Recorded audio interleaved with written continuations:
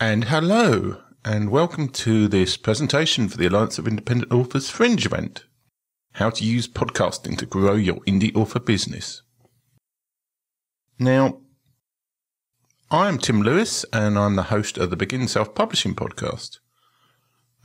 Just finished my 110th episode, and I've been podcasting since 2015. I'm also obviously a self-publisher, and I've recently been nominated for the 2017 Podcast Awards in the education category. You never know, I might have actually won it by the time you see this presentation. I think that's probably quite unlikely, as I'm up against Grammar Girl, but you never know. So some of you are probably wondering what a podcast is anyway. So podcasts are basically on-demand audio shows that you typically listen to on a phone. They started off as little audio productions that you could download to these iPod devices that Apple had a few years back, hence the name podcast. Podcast isn't a great name, but you basically will listen to a show that you downloaded on your phone. So, for example, as you can see on the right-hand side, I've brought up what you see when you search for one of the Ally podcasts. And you have a show, and then you have all of the episodes whenever they're released. So typically shows are released on a weekly, sometimes a daily basis, depending on the creator of the podcast. You can find podcasts on the built-in podcasts app on iOS, which is iPhone or iPad. Or if you've got an Android phone, then you have to go and download an app from the Android store to actually be able to use that. One of the best ones is something called Stitcher Radio. There's a few other ones. Pocket Casts is another one that you might want to look at if you've got an Android phone. Simply, there are also other slightly better apps that you can pay for or download on iPhones. So I use one called Overcast myself. So you basically subscribe to these shows, and then you'll receive an update when a new show is available, and you can listen to that on your phone out and about. It downloads the show to begin with, so you don't need to have network coverage. So it's very good for things like flights, or if you're doing washing up, or anything where it's a background activity. Podcasts are very good to listen to.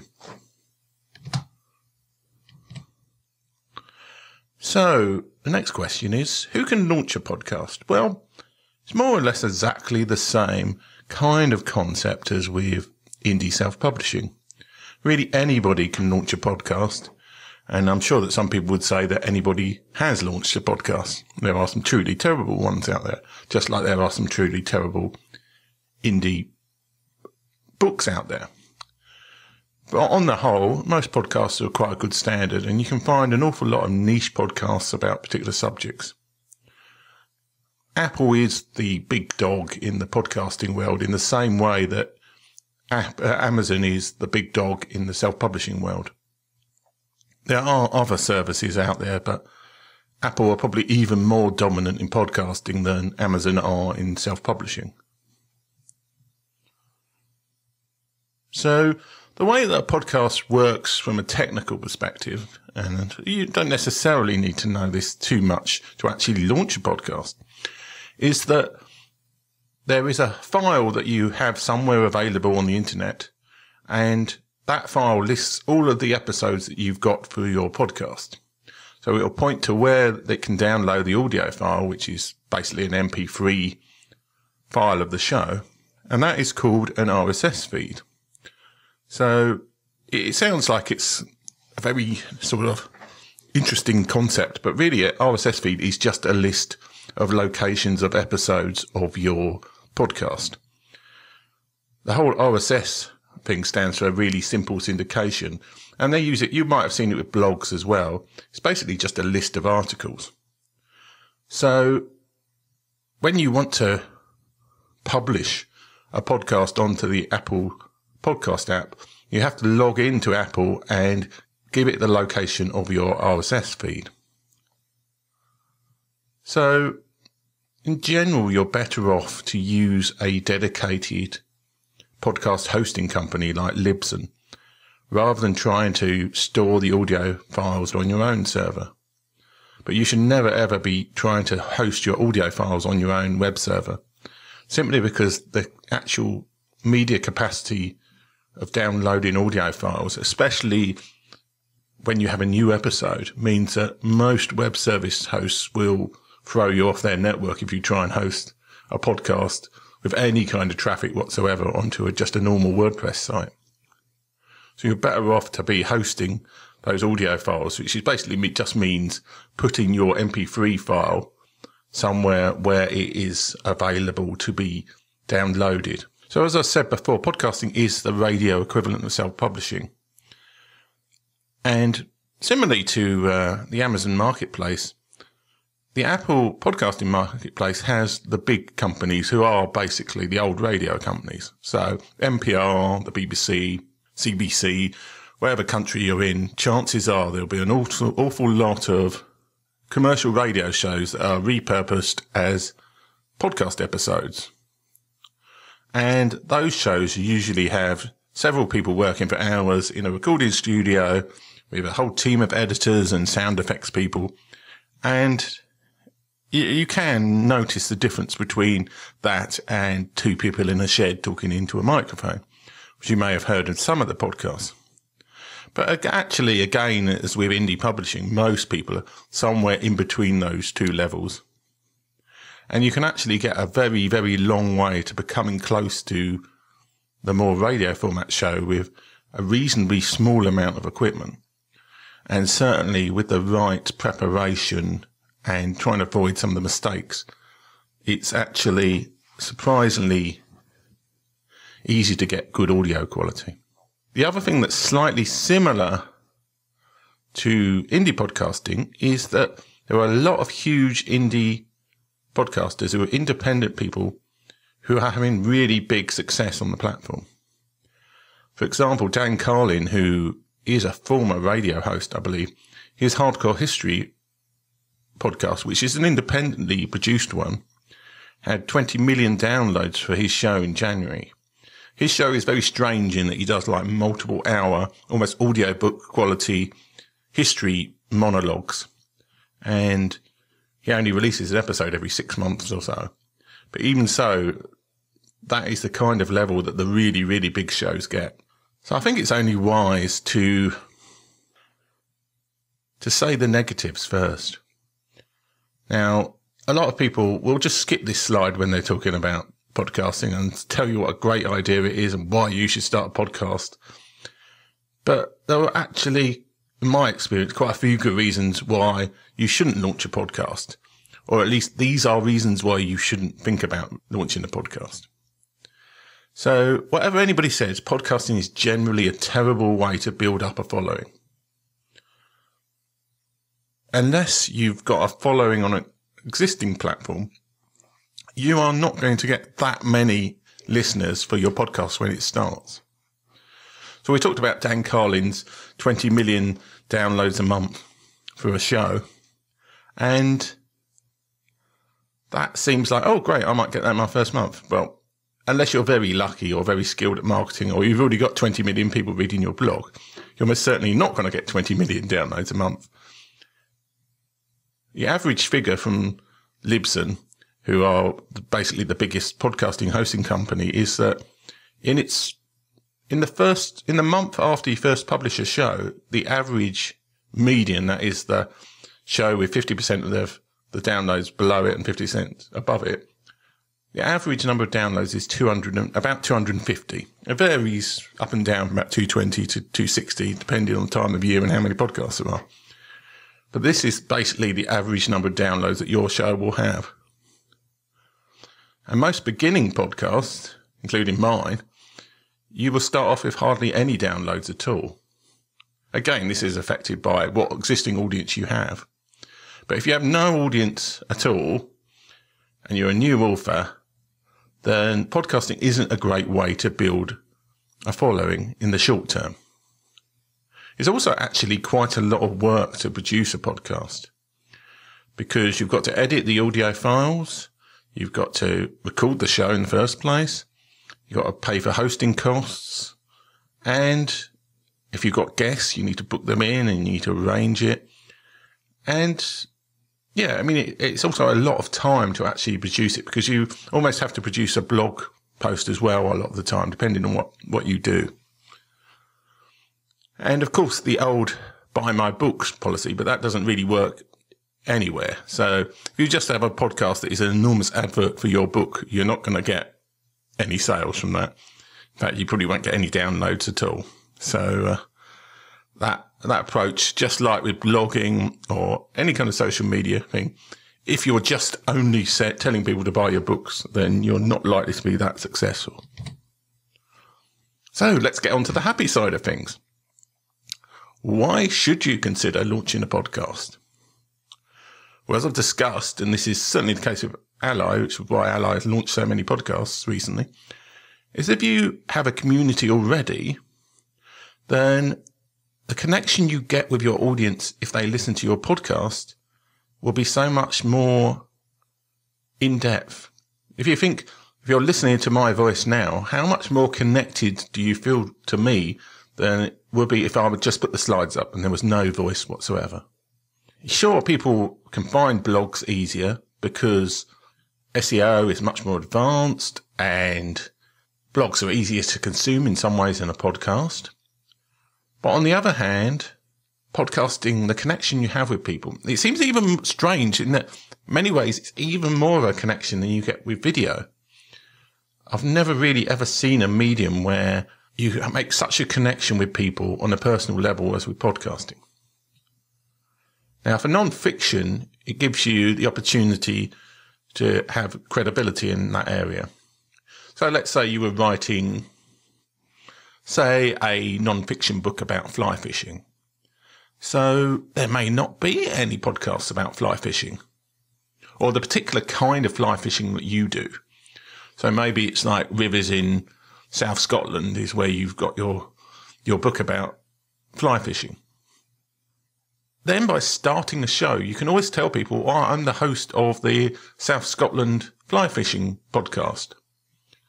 And that gives you credibility.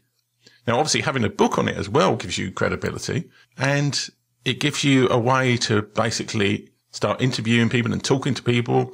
And they will think, oh, yeah, who was that person who was interviewing me about fly fishing in South Scotland?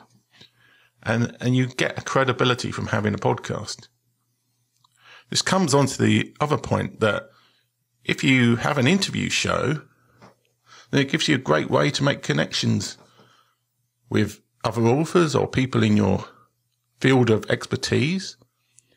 And personally, I think this is one of the big reasons why I've kept going my podcast, despite not necessarily at times having great download figures. It's just given me an opportunity to interview or talk to and make connections with people who I would otherwise have no connection with whatsoever. And you can see as an author, if you want to get to know other authors in your genre, then a podcast is potentially a fantastic way, because you can have a pre-chat up before the show where you can talk to them. You obviously got the show time. It's a great way to be able to talk to authors. Now, clearly you can email people, but it's not really quite the same. As we come back to this connection thing with audio, it's not quite the same as having basically a Skype call with somebody. And this gives you a great opportunity to reach out to people. I mean, I found that in general, I'd say about 90% of the people I've approached for podcast interviews have said yes. Now, you probably want to build up some kind of relationship with them, say, tweet at them or have some sort of conversation with them first if you can. But even so, even with cold asking for people for a podcast interview, an awful lot of people will say yes if they know what a podcast is. Tip is to try and find people who've also got podcasts, because they're going to mention you on their podcast that they've been interviewed, possibly. And it also means that they may reciprocate and interview you on their podcast, which is good for everybody. And the last point I make, I've mentioned before, but is to say, if you are the first podcast on a particular topic, that does make you basically the first expert on it, at least in that medium. Right. Well, let's get on to some technical stuff here. So how do you start a podcast? Well, as I described, what you're needing to do is produce what's called an MP3 file.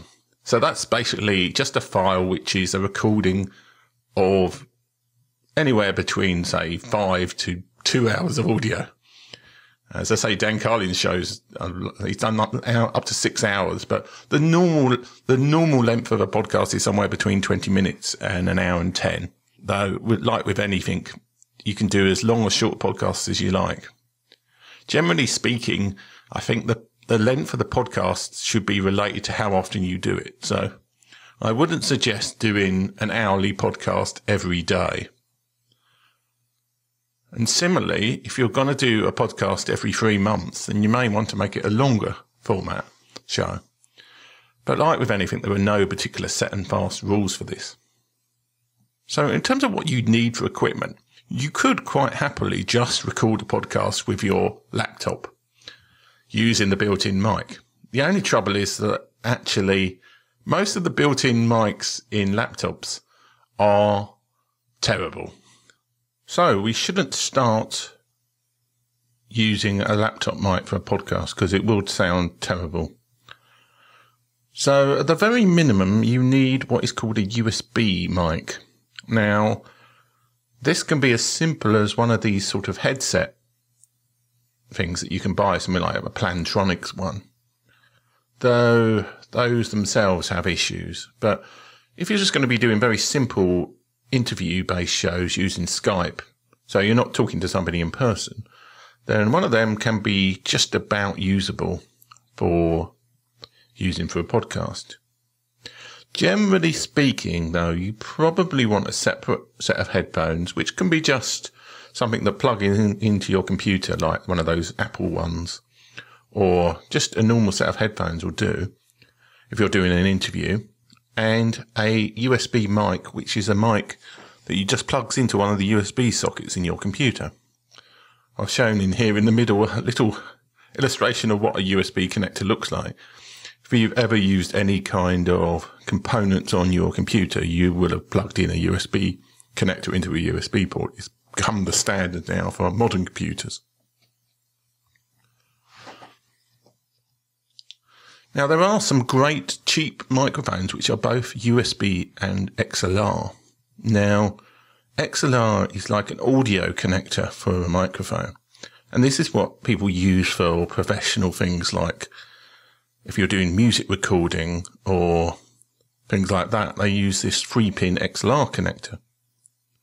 Now, there are some microphones like the ATR 2100, and there's an equivalent Samsung make of microphone, which is cheaper everywhere outside of the US than the ATR 2100. And both of them have both an XLR and a USB connector. So that if you buy, say, an ATR 2100, then you can use it with your computer to begin with via a USB connector. And then later on, if you want to go to a more advanced setup, you can switch over to the XLR connector. Now, the problem with XLR connections is that you can't plug them directly into a computer. You have to plug it into something like a mixer or some kind of audio equipment. So the intermediate level, which gives better quality audio than just plugging in a USB mic into a computer. You can take an XLR mic and plug it into a mixer, and potentially you don't even actually need a computer in this setup if you're doing just an interview with somebody else who's present in the same room as you. Because even with the best computer in the world, they tend to make a certain amount of fan noise, which is hardly noticeable on most audio recordings, but depending on your computer, may actually be noticeable. So if you're going to be doing interviews with somebody at your house and they're going to be coming to visit you, then you might want to get 2 XLR mics, a mixer. You'll probably need headphones for both of you, and a digital recorder. Now, a digital recorder is a device where it basically records what's happening around. Now, sometimes these actual digital recorders can give fairly good recordings just without any other equipment. The only slight issue is that you have to worry about placement and where you are. They almost all accept an input from a mixer, or some of them actually have multiple XLR mic connections in directly. And you could actually record a podcast directly into a digital recorder. Though there are issues with sound levels if you do this.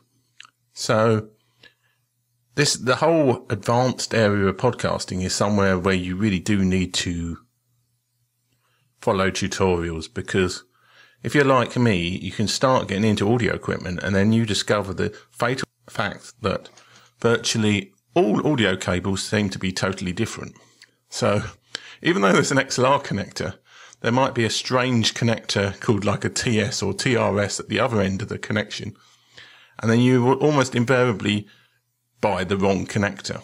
So if you do want to go for a more advanced podcast setup, I would certainly talk to somebody who has done it before and read through some of the tutorials, or maybe even buy an equipment package by somebody like Cliff Ravenscraft does an equipment package where you get all of the mixer and the microphone and the cables all with nice little diagrams telling you where to install stuff. But yes, certainly not something to rush into. But in a very simple situation, you just need a USB mic and a set of headphones. The absolute best, of course, is to hire a recording studio, because they have actually got a soundproof booth. Though I would say that I've actually been interviewed on podcasts where they do hire a recording studio, and it's fallen foul of the fact that I wasn't in the same location and they rung me on a telephone line. Almost invariably, telephone connections are about the worst connection you can get in terms of audio. Telephones aren't actually that good at high quality audio in the same way that Skype and a lot of the other solutions out there give way more clean audio sound. So if you do hire a recording studio, don't let them tell you to ring people. Get them to use some sort of digital connection, and they probably should have the software to do this, to connect to somebody via Skype or some other digital medium rather than telephoning people. Because then you end up with you sounding absolutely terrific and your guest, if they're in a different location, sounding terrible. Now, I put 2 field interviews ones, and what I mean is if you want to go to places and interview people, as I say, the most obvious thing is to just buy a digital recorder. And some of these can be quite portable and small, and they usually have a mic on them. And you can just sit there and just hold this digital recorder up to 1 or 2 people. A more advanced field interview setup is to have 2 XLR mics and plug them into a digital recorder, or possibly only 1 mic, which you can move from you to the other person in a kind of reporter style format. You probably want headphones in that situation, so you can just check that the levels that are actually recording are working properly. So these are the general kind of equipment you could use for podcast. Honestly, you can spend almost as much money as you like on podcasting equipment. Got a picture of my equipment on the right-hand side. I've got a digital mixer. I've got mixer, digital recorder. I've actually got a voice effects box, which I'm too afraid to use most of the time. And I've got it linked up to my computer, which has got a webcam on it. And I have done shows where I've actually just recorded the audio off a live Facebook broadcast. And that may be a way, if you're looking to get actual audience building, to do something along those lines. Okay, a very quick summary now of what not to do from my lessons of doing 100 odd podcast episodes. Now, the mistake I made, and I keep doing the podcast because I find it useful, the connections I make, but don't create a podcast about a topic that is nothing to do with your books. Now, this may sound like obvious advice, but so many authors are doing this, and they do it with blogs and they do it with other content. If you're really looking to create a podcast that's going to help your writing career, then you probably want to create, say, a podcast that is related to the topic of your book. And this is true with fiction and non-fiction. It can be about the process of writing your book, but it shouldn't be just a general writing podcast, in my opinion. And certainly you probably don't want to do another self-publishing podcast unless you've got a book about self-publishing, or you intend to write a book about self-publishing. So it kind of sounds obvious, but it's not something clearly I've done. I've never written a book about self-publishing. I'm possibly never ever going to write a book about self-publishing. So if you're, say, a crime thriller writer, you probably want to podcast about something to do with crime or crime thrillers. You could interview other crime thriller authors and talk to them about their books, or do a podcast where you talk to maybe real crime people. We're really trying to get an audience of people who are interested in your podcast, who are also people who are likely to be interested in your books. Another thing that I don't generally do very well, and I've seen other people do very well, notably Joanna Penn and Paul Teague, is don't be afraid to mention those parts of your life that you feel comfortable with sharing. So people like the personal stories and to find out what you're doing. It's almost this kind of voyeurism that we have. Now, I don't do that much on my show, but it's certainly like with Paul Teague's Self-Publishing Journeys podcast. His diary shows in many ways are much more interesting than his normal author interviews, because he goes through everything he's doing each week. So while I say make sure your podcast is about something to do with your books, don't go down the fully professional route where you're going to be not giving any of your kind of personal life away. You may be very private, in which case you may not want to do this, but give as much of yourself into the podcast as you can. Another much overlooked point is you probably don't want to create a stereo podcast. Now, this is a little bit of an audio thing, but we all heard like stereo effects where you get one sound in one ear and one sound in another ear if you've got a set of headphones, or you've got a stereo speakers and the speakers have got two speakers and you hear different things in each speaker. Now you can record in stereo. So you'll hear your voice and you're one side and it's great for music stereo. Music sounds so much better on stereo. But the trouble is that for an MP3 file, having a stereo MP3 file is twice the size of a mono podcast.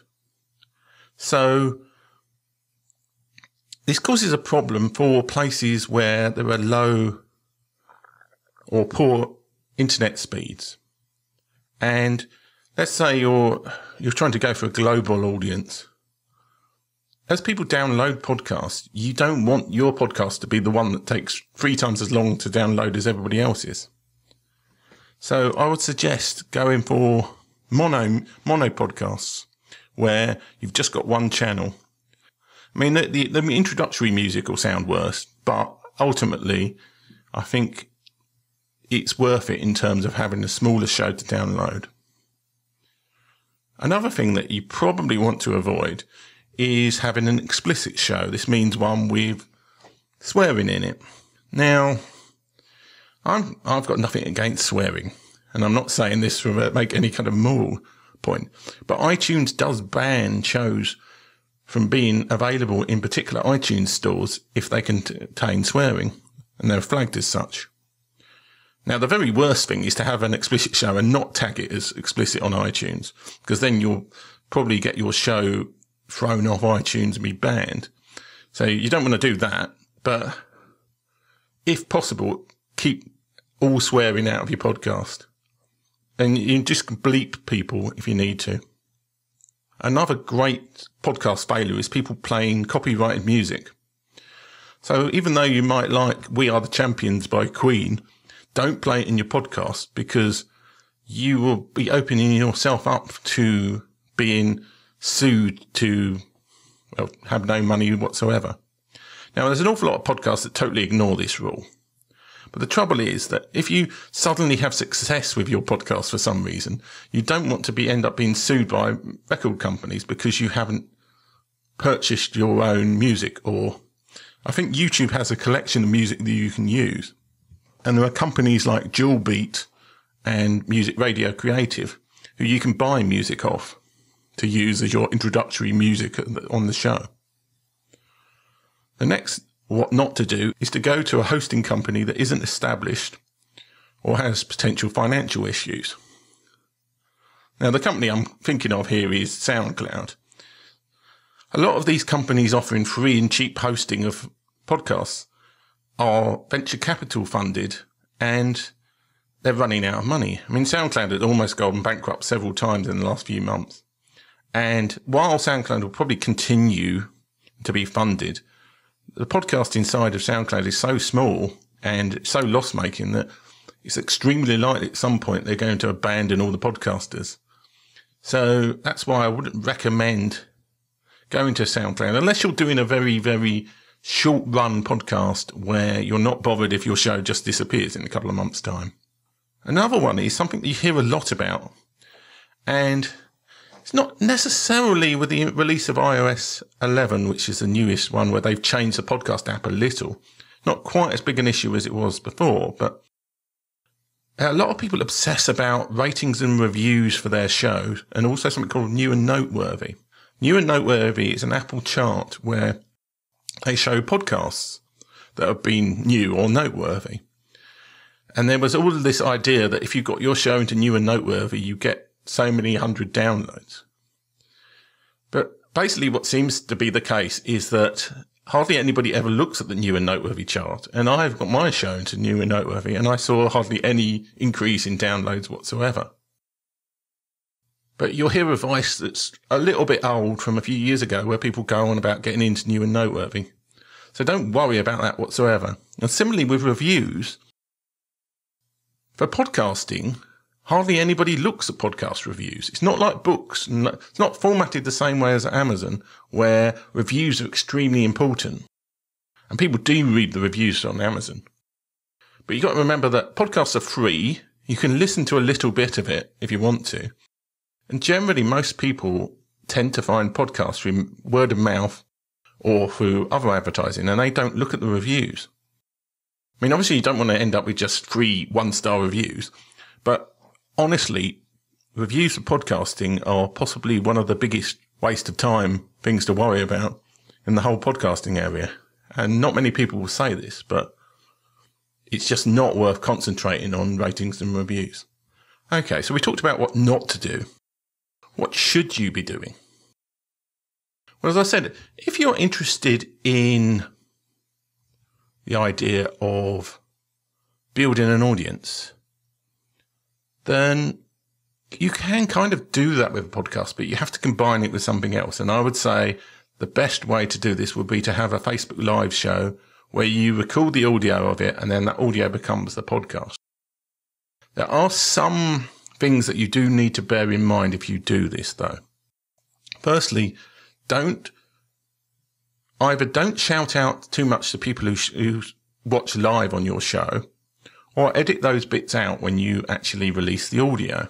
Because you will, if you regularly have a Facebook Live or Periscope, which is Twitter's equivalent to Facebook Live show, then you will get people watching it live, and they will find out about it and they'll mention it to other people. But you don't want your audio podcast to be about just you saying hello to people who nobody's going to know who you're talking about.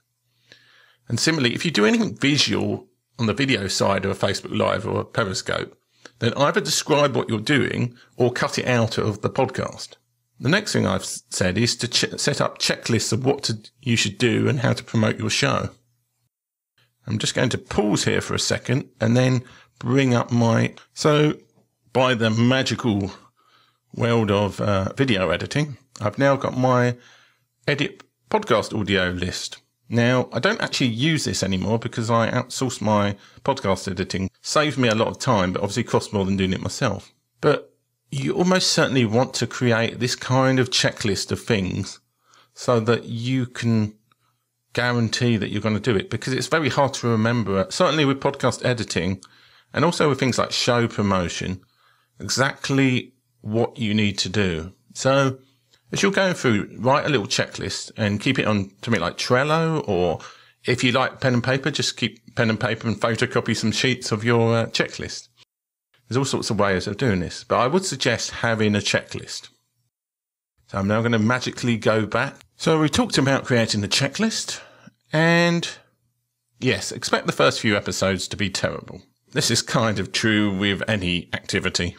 It won't be brilliant. Nobody expects new podcast episodes to be that wonderful. If you're really a stickler for perfection, do a trial run podcast for about 10, 20 episodes. Get used to how to do it and then switch to whatever your main one is. One thing I would say is if you're going to do the editing yourself, and possibly even if you're not, take a tutorial sometime. Find something on YouTube or find a podcasting tutorial about using either Audacity, which is free software, or something like Adobe Audition. There's Reaper, there's quite a few, Hindenburg, there's quite a few different programs for editing audio. A lot of people use GarageBand. I wouldn't necessarily recommend that, but depends on how much editing you want to do. I remove all the ums and ahs and clicks and noises from my show, but a lot of people leave them in, and to be honest, it doesn't make that much difference. I've put here, add the subscribe to Android button to your website. I'll quickly show you what that is. So on my Begin Self-Publishing podcast, you can see I've got a subscribe to Android button. Now, there's a site you can go to called Subscribe on Android. And it's set up by the guys at Blueberry. It's one of the big hosting companies. And you post in your URL for your RSS feed, and it will create a bit of code that you can paste onto your site. And all of these apps which are for Android, because we say Android hasn't got its own native podcast app like with iOS. So by all of these apps, if you browse to your site on an Android phone and you've got that button on your site, if somebody clicks on it, it will automatically subscribe to your show from that podcast app. So this subscribe on Android button, and you go to subscribeonandroid.com to create it, is worth creating for your show. Another thing that makes sense to do is to be interviewed on other podcasts. Now, depending on your budget, you can actually pay services to get you podcast interviews. Generally speaking, your best advice is just to listen to podcasts and maybe approach the people who run them and see if they would be interested in having you as a guest. You can just forget about the whole process of starting your own podcast and just go for being interviewed on podcasts. And that's a totally reasonable approach.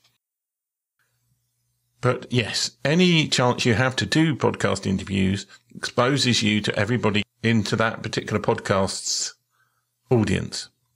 So it's certainly worth doing. And my final point is to just keep going. You need to appreciate that podcasting, it's kind of like with self-publishing in that you need to keep going and you'll only probably get results over time. So don't necessarily give up if you don't end up with 20 million downloads in the first month. Just appreciate that, say if you get 50 downloads a month, that is you talking to up to 50 people every week or however often you do your podcast. And finally, this is how you can contact me. I'm on both Twitter and Instagram as Begin SP Podcast. I've also got Stoneham Press accounts on both of them. And you can email me at timlewis@stonehampress.com. Obviously, feel free to look up the Begin Self-Publishing podcast on the podcast app. And also, obviously, all the Ask Ally podcast shows are worth listening to as well. So hopefully you've learnt something about podcasting today, and thank you very much for watching this.